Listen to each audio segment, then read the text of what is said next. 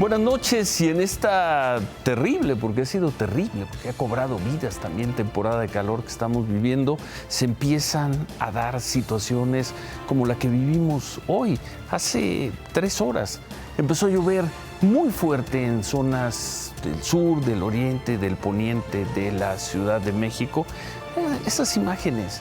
Hoy fue el día más caluroso en la historia de la Ciudad de México, y en la noche ese es el Estadio Azteca. Se iba a jugar partido de final del fútbol femenil, América contra Rayados.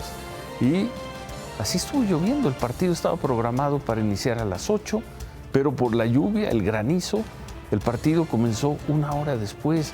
Imágenes de la noche del día más caluroso en la historia de la Ciudad de México. Precisamente la zona de Tlalpan fue la más afectada por las lluvias. Bomberos de la ciudad tuvieron que rescatar vehículos, y vemos a 2 de ellos, que quedaron varados en Calzada de Tlalpan y Hermenegildo Galeana, muy cerca de la zona de hospitales. La ciudad que estaba quedando sin agua, donde todo se secaba, hoy tuvo estas imágenes. Una unidad del Metrobús se quedó varada en Insurgente Sur, a la altura del Instituto de Neurología. El Servicio Meteorológico Nacional pronostica para las siguientes horas lluvias muy fuertes en el centro del país, en el Estado de México, en Hidalgo, en Morelos, en San Luis Potosí, en Puebla. En Puebla, por cierto, la tormenta y el granizo de la tarde provocaron severas inundaciones, corte de energía, en fin, en el calor, en la canícula, se dan estas tormentas.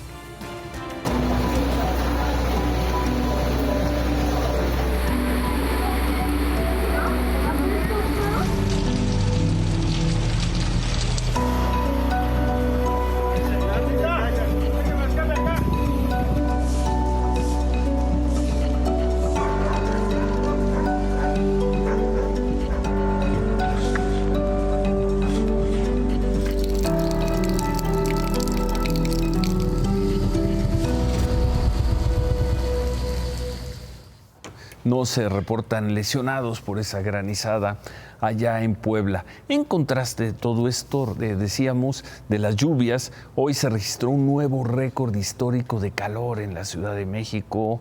Es información del Meteorológico Nacional. Informó que por la tarde se alcanzaron 34.4 grados. Es la temperatura más alta que, según esto, se haya registrado jamás en la historia de la Ciudad de México. Van varios días en que se supera la marca. Hoy es el último de ellos. Y en la noche, esas tormentas. Ya hablando del calor, pero a nivel nacional, de acuerdo con un informe epidemiológico de la Secretaría de Salud, desde que comenzó la temporada de calor, se considera el 17 de marzo como día 1, hasta el martes se habían reportado 48 muertes asociadas a estas olas de calor, los llamados golpes de calor. Es decir, en medio de todo esto, de las sequías, de las presas sin agua, del calor, de todos los problemas, 48 personas muertas asociadas directamente al calor.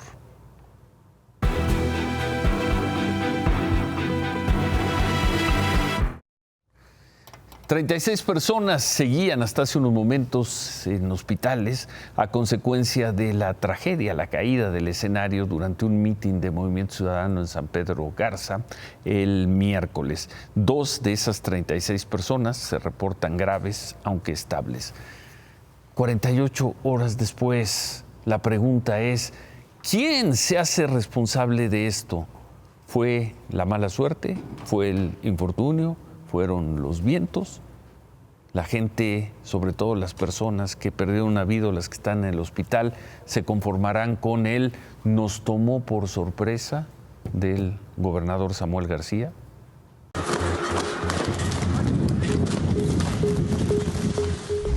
A 2 días de la caída del escenario del mitin y concierto organizado por Movimiento Ciudadano en un campo llanero de béisbol, siguen las interrogantes de cómo se autorizó un evento de estas características. Un gran escenario, con torres de audio e iluminación para el Grupo Bronco, en medio de la nada. El inciso 3 del artículo 40 del Reglamento de Protección Civil de San Pedro Garza García indica que la utilización de tribunas, templetes u otras estructuras temporales en el área del evento o espectáculo obligará al organizador a presentar un dictamen estructural de las instalaciones y carta responsiva del profesionista que lo haya elaborado. ¿Dónde está ese dictamen? ¿Dónde está la carta responsiva? No se sabe hoy nada de estos documentos. Oiga, director, se ha comentado mucho también en torno a que si se hubiese instalado este pedazo de tela o esta cuestión para evitar que las estructuras se vinieran abajo. Desconocemos en cuestiones estructurales. Hablando, ¿qué hay de eso? Desconocemos, al momento cumplía con todos los lineamientos y obviamente con sus anclajes, insisto. Ya pasó en Houston, un tornado que entró prácticamente de la nada sin alertamiento, igual ese causó muchos daños a edificios dentro de una ciudad. Volvemos a los eventos atípicos. El mismo artículo indica que las modificaciones y adecuaciones físicas que se realizan en el lugar del evento o espectáculo serán supervisadas por la Dirección de Protección Civil del municipio. Pero 2 días después, la postura del gobierno de Nuevo León sobre el accidente sigue siendo la misma. Un clima típico, a causa del cambio climático. El reglamento para eventos públicos del municipio de San Pedro Garza García estipula que la Dirección de Protección Civil será la encargada de prevenir y controlar los riesgos y emergencias que puedan presentarse en las etapas de instalación y operación de los eventos públicos en el municipio. Pero el gobierno de Nuevo León insiste en que nadie les avisó sobre las condiciones climáticas. Los vientos en esa zona que no estaban pronosticados para esa área fueron arriba de 90 a 100 kilómetros en menos de 10 minutos. Fue impresionante lo que sucedió. Y eventos atípicos, es un evento atípico que ya tuvimos uno ayer en Toluca, causó la muerte de 2 personas, donde nadie los alertó tampoco, o fue cambiante. Pero la información era pública y visible, tanto en las redes sociales del Sistema Meteorológico Nacional, como en los boletines oficiales. La primera alerta fue lanzada en el reporte matutino a las 7:35 de la mañana. Un video lo explicaba. Generarán lluvias puntuales fuertes acompañadas de descargas eléctricas y posible caída de granizo en Coahuila, Nuevo León, Hidalgo, Estado de México y Ciudad de México, así como rachas fuertes a muy fuertes de viento en Coahuila, Nuevo León y Tamaulipas. A las 3 de la tarde la alerta ya era específica. Lluvias y rachas de 50 a 70 kilómetros por hora en el área metropolitana de Monterrey, en la que está San Pedro Garza García. A las 6 de la tarde se repetía el mismo pronóstico con la misma especificación del área metropolitana de Monterrey. Pero nada de esto fue suficiente para que la Dirección de Protección Civil del municipio o del estado alertaran. El sistema meteorológico mencionaba de una posible tornado incluso en ese día. ¿Ese día en qué lugar? Pues en Nuevo León. Sí mencionaba la zona. Nuevo León está... ¿Ustedes no tenían ese reporte? La zona metropolitana son 13, 14 municipios. Claro, pero ustedes no sabían entonces. Están reconociendo que Tenemos que ir.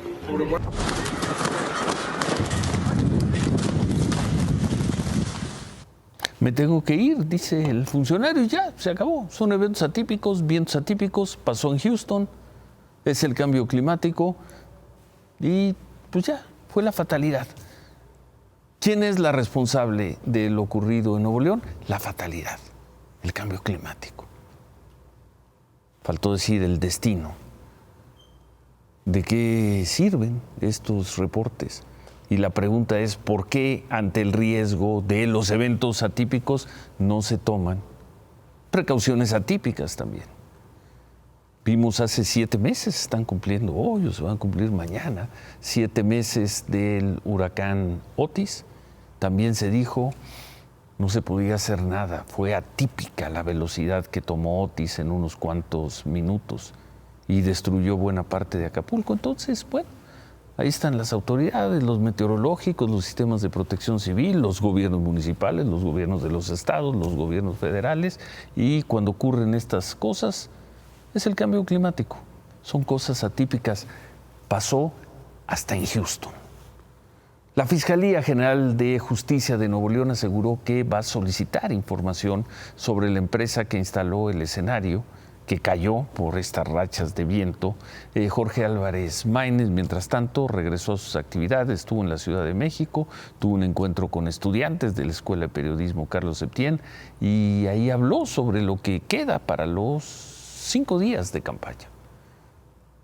¿Esta tragedia marca un antes y un después en tu campaña? En mi vida. ¿De qué forma? Nunca he vivido algo así, nunca he vivido una cosa así. ¿Cambian tus expectativas para el 2 de junio? No lo sé, no tengo idea de que pueda pensar la gente. ¿Usted ha analizado la posibilidad de, por la situación y como lo vemos ahorita anímicamente, de terminar la campaña y hasta abajo bajar su candidatura? No, yo nunca me voy a hacer a un lado de las responsabilidades en ningún sentido. Nunca, ¿Se ve afectado? Sí, pero no te pueden afectar. Pero una cosa es tener dolor y otra cosa es no tener la fortaleza para afrontar un mal momento. Bueno, vamos a regresar con los candidatos, con las candidatas un poco más adelante, pero antes, esta noche, el padre y la pareja de la candidata a la presidencia municipal de Pénjamo, Guanajuato, candidatos por Morena, de Yosahambi Molina, fueron asesinados a balazos en la zona centro, ahí de Pénjamo. Roberto Molina, padre de la candidata, y José Guadalupe, pareja de la morenista, estaban en un bar, los atacaron y los mataron. Testigos aseguran que un hombre llegó en una camioneta al lugar, les disparó. Hay candidatos, ahí está, uno más, una historia más. No son candidatos, pero bueno, son familiares. Y así también estamos llegando al final de las campañas, con un número récord jamás visto de candidatos protegidos por la autoridad y otros, los que tienen dinero o los que no quieren la protección de cierta autoridad, que toman esta decisión, recurrir a este tipo de empresas para hacer esto.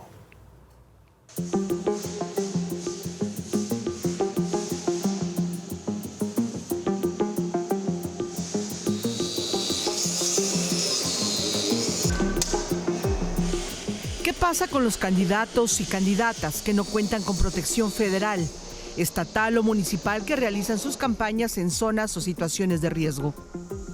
Los que pueden pagarlo han optado por el alquiler de camionetas blindadas. Estamos hablando de aproximadamente un promedio de entre 150 y 180 candidatos que se han acercado con nosotros para pedir este apoyo. Normalmente lo que piden los candidatos son niveles 5 plus, que son niveles ya altos para armas largas.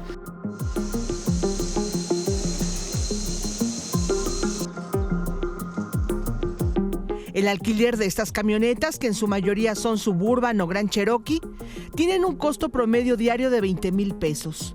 Muchos optan también por comprar chalecos o ropa con blindaje con un costo aproximado de 10,000 pesos. De tal manera que un candidato invierte en su seguridad mensualmente poco más de 600,000 pesos. ¿Quiénes son sus principales clientes? Candidatos a senadores, diputados federales y diputados estatales. La oposición tiene un poco más de demanda porque ellos cuentan con menos apoyo federal, porque cuentan con menos o porque no quieren ese apoyo federal, entonces recurren al apoyo personal. Hay un enfoque especial en ciertos estados como Tamaulipas, Veracruz, Guanajuato, Zacatecas, San Luis Potosí, que son estados donde tienen más demanda por la situación de inseguridad que tienen. Nada más ahí en esa empresa, 150, 180 candidatos han tenido que invertir esa cantidad de dinero para blindar sus autos. En la semana informamos que 492 candidatos ya tienen o están en proceso de que se les asigne seguridad federal y los demás, los que tienen dinero, pues a pagar autos blindados.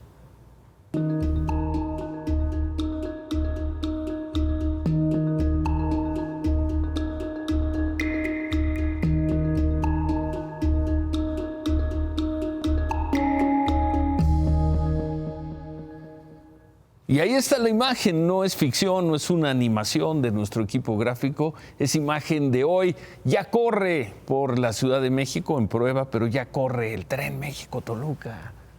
El presidente López Obrador estuvo ahí supervisando los trabajos de la estación de Santa Fe. A 4 meses de que concluya su gobierno, la obra no ha sido terminada en su totalidad, pero bueno, ahí van. Y probablemente termine la obra en Santa Fe. No se va a terminar de ninguna manera la obra hasta Observatorio, que es responsabilidad del gobierno de la Ciudad de México. Ahí los retrasos son muy, muy grandes. Así que si hay suerte, el presidente López Obrador podrá inaugurar el tren Toluca-Santa Fe. El Vamos a ver esta imagen sobre el accidente que se dio hace poco más de un mes, el 17 de abril, cuando una lanzadora de 130 metros de largo y unas 800 toneladas de peso se cayó en la zona de la presa de Tacubaya. Esa es imagen de hace 40 días. Bueno, hoy, 5 semanas después, así se ve el lugar del accidente. Igual, prácticamente es lo mismo. Son 35, 38 días después, como la veíamos en abril. Se alcanzan a ver grúas que están trabajando en el retiro de todo ese metal, pero pues no hay más trabajos en la zona. Dicho de otra manera, la obra está detenida en ese punto. Hay cero avance desde el 17 de abril. Actualmente 21 kilómetros de 57 del tren, 21 de 57, una tercera parte están en operación. En la zona de Santa Fe, en la alcaldía Coajimalpa, siguen las pruebas de rodamiento, esas que vemos ahí, del tren, y de acuerdo con el personal técnico que trabaja en ese tramo, hasta ahí alcanzarán a terminar antes de que termine el gobierno del presidente López Obrador.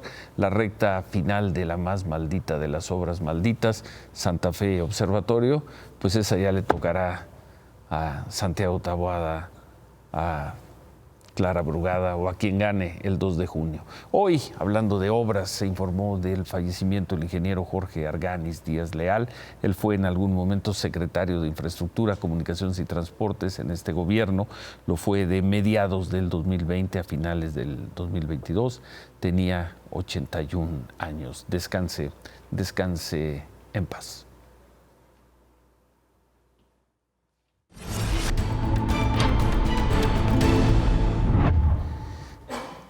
Claudia Sheinbaum recibió el apoyo se dijo, de más de 900 intelectuales, académicos, científicos y artistas.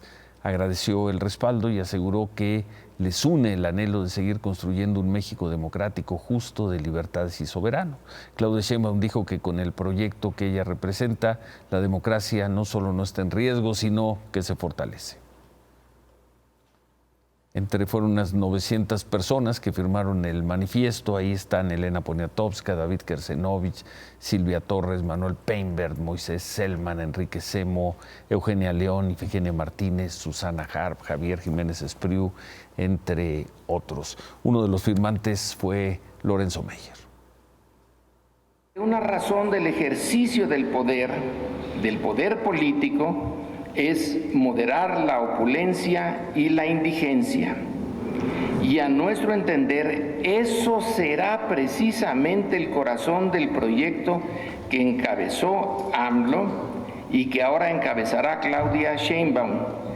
Programa que por su naturaleza ética y práctica, las dos cosas, ética y práctica, merece todo nuestro respaldo. Y por eso es que estamos aquí reunidos. Por la tarde, Claudia Sheinbaum tuvo un evento en Naucalpan, se comprometió a apoyar al Estado de México, a la maestra Delfina Gómez, en 3 temas: acceso al agua potable, transporte público y seguridad. Le pidió a la gente que voten el 2 de junio y que no caigan en mentiras. Están tan desesperados que ya no saben ni qué inventar. Estaba viendo yo en las redes sociales que dicen que vamos a cambiar la Constitución para quitar la propiedad privada. Háganme el favor, ¿lo han oído? O que vamos a cerrar las iglesias, imagínense nada más. ¿Verdad que lo han oído? Absurdo, falso, ridículo. Pero ya no saben ni qué inventar. ¿Quién dice que Claudia Sheinbaum va a cerrar las iglesias? Quizá alguien en las redes sociales, pero bueno. Quien también estuvo en Naucalpan fue Xóchitl Gálvez. Dijo que en esa zona del Estado de México, el llamado Corredor Azul, hay mucho ánimo para que ganen los candidatos de la alianza opositora, y aprovechó para llamar y pedirle a la gente que, para evitar confusiones y que los votos sean anulados, voten por solo uno de los 3 partidos, PRI, PAN o PRD. Al mediodía, Xóchitl estuvo en Atlacomulco, tuvo un encuentro con pueblos indígenas, dijo que su prioridad es la seguridad, que la población tenga acceso a la salud y que regresen los apoyos a los campesinos. Y hablando de Xóchitl Gálvez, hoy la Comisión de Quejas y Denuncias del INE resolvió que Xóchitl Gálvez y los partidos que la representan, increíble, no puedan referirse a Morena como lo que sea. Ahí en este caso es como narcopartido. Y ordenaron que se eliminen esas frases del tercer debate y que no use ese término en lo que queda del proceso electoral. Esto dijo Xóchitl Gálvez. Y ahora que el INE ya le dijo que no puede decir narcopartido, ¿qué va a hacer? Todavía no me he notificado, es que todavía le puedo decir narcopartido al narcopartido. Oiga, pero narcopartido, pero sí le puede decir partido, digamos, al crimen organizado. Que es partido del narco podría ser también una buena idea. El presidente López Obrador se fue otra vez sobre Xóchitl Gálvez, aunque sin mencionarla, por hablar del caso del niño Emiliano, el niño de Tabasco de 12 años asesinado el martes. Esto dijo, haciendo referencia a Xóchitl Gálvez, aunque sin mencionarla, el presidente López Obrador. Ayer estaba yo viendo a una señora que no puedo mencionar, queriendo lucrar con el dolor de un niño por el asesinato de un niño en mi estado. Y en la mayoría de los periódicos y las estaciones de radio y las televisoras, lucrar con el dolor humano. Eso es completamente inmoral, porque no es que realmente les preocupe y que les duela. Para el presidente López Obrador, presentar la nota del asesinato de un niño de 12 años en algún lugar del país no es algo noticioso, es inmoral. Xóchitl Gálvez dijo que el presidente López Obrador debe dejar de victimizarse y dejar de culpar a otros por lo que no pudo hacer en el combate a la delincuencia. Claudia, buenas noches. Ciro, buenas noches. Ya decías al inicio del programa de Jorge Álvarez Maínez que retomó sus actividades en esta gira por las universidades. Estuvo en la escuela Carlos Septién y ahí dijo y decidió no cancelarle a los estudiantes porque no tendría otra oportunidad de platicar con ellos. Un encuentro privado en el que dijo también que en 2018 Movimiento Ciudadano debió ir solo o en alianza con Morena. Mañana regresa a los mítines, estará en Manzanillo.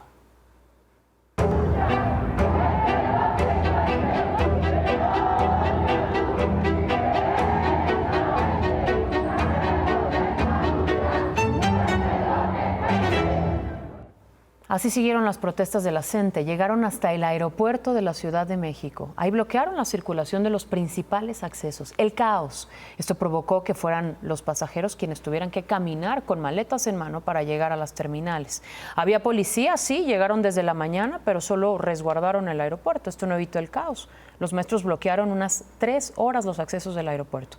Se retiraron cuando acordaron una reunión con autoridades de la Secretaría de Educación, las mismas promesas. Una jornada de protesta que no solo además fue en los alrededores del aeropuerto, también la CENTE bloqueó circuito interior en su cruce con Paseo de la Reforma en viernes. Aquí ya se habían manifestado esta misma semana. Hoy cumplieron su 10º día de plantón en el Zócalo para exigir un aumento salarial. En Oaxaca también. En Oaxaca bloquearon el aeropuerto por 3 horas. En Chiapas siguen tomadas las instalaciones de Pemex en Tuxtla Gutiérrez y ahí seguirán.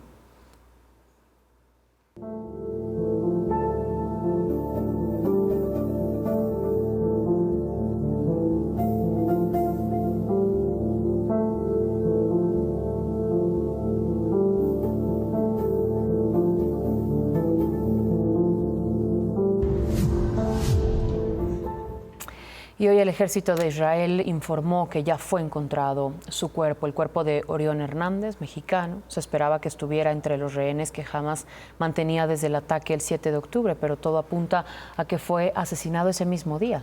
Orión tenía 30 años, estaba en el Festival de Música Nova cuando ocurrió precisamente este ataque. Su cuerpo y el de otras 2 personas fueron encontrados durante un operativo en Gaza, en la zona de Jabalia. La canciller Alicia Bárcena escribió en su cuenta de X: está profundamente consternada por la muerte del mexicano Orión Hernández, quien murió en manos de Hamas, cuyas acciones condenamos, dijo inequívocamente. En contacto con Sergio, su padre, para brindarle todo el apoyo. México nunca cesó en esfuerzos para liberarlo. Condolencias sentidas. Orión también tenía nacionalidad francesa. El presidente de Francia, Emmanuel Macron, publicó este mensaje. Con gran tristeza me entero del fallecimiento de nuestro compatriota Orión Hernández. Mis pensamientos están con su familia y amigos. Francia sigue más comprometida que nunca con la liberación de todos los rehenes. Tanto él como su novia perdieron la vida en ese ataque.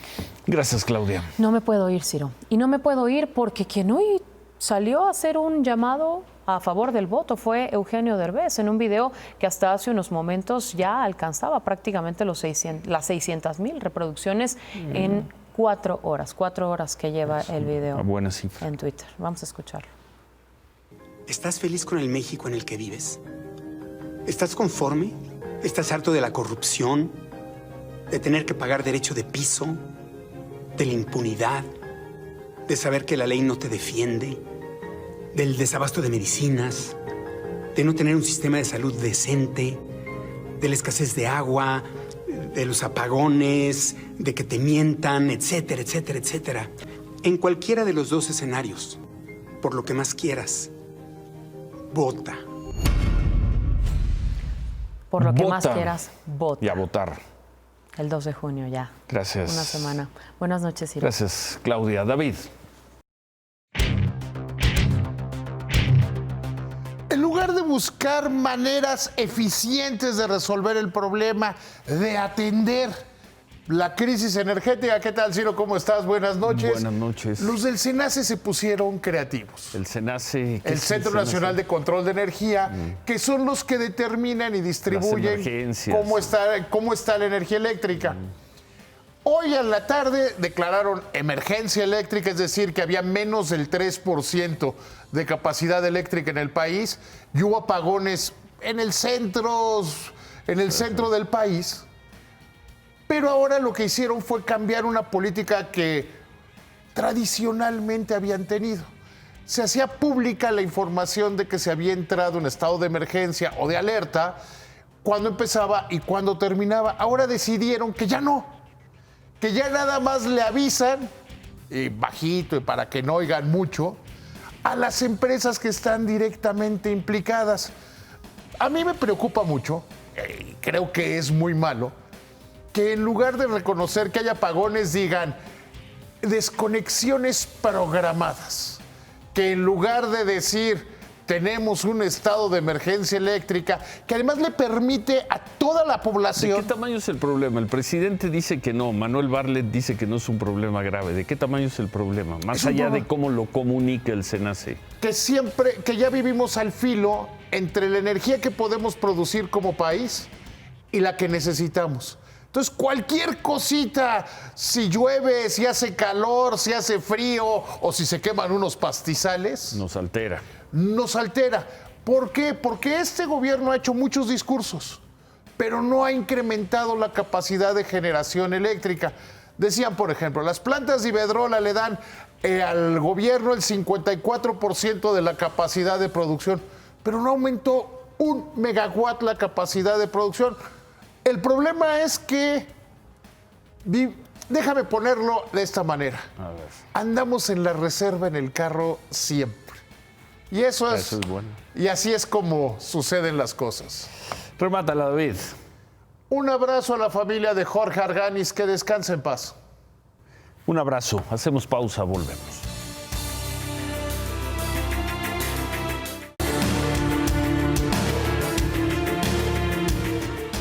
Con la semana prácticamente se acaban las campañas, ya solo van a quedar 5 días nada más y 8 días para el 2 de junio a partir de mañana. Aprovechamos para invitarlos al que creemos será el mejor programa de esa noche. Por aquí nos vemos a partir de las 19 horas el domingo 2 de junio. ¡Ánimo! La noche de la elección, sin exageraciones, sin titubeos, sin preferencias. Solo la mejor información, más rápida y más puntual que nadie. Con el despliegue completo de reporteros, corresponsales y enviados de Imagen Noticias. Si lo que quieres saber es qué está ocurriendo exactamente en la elección presidencial, en las del Congreso y las 9 gubernaturas en disputa, no habrá mejor lugar y más confiable que aquí, con nosotros. La mejor cobertura de la noche de la elección estará aquí, en Imagen Televisión. Aquí le contaremos mejor que nadie la historia de la noche del 2 de junio.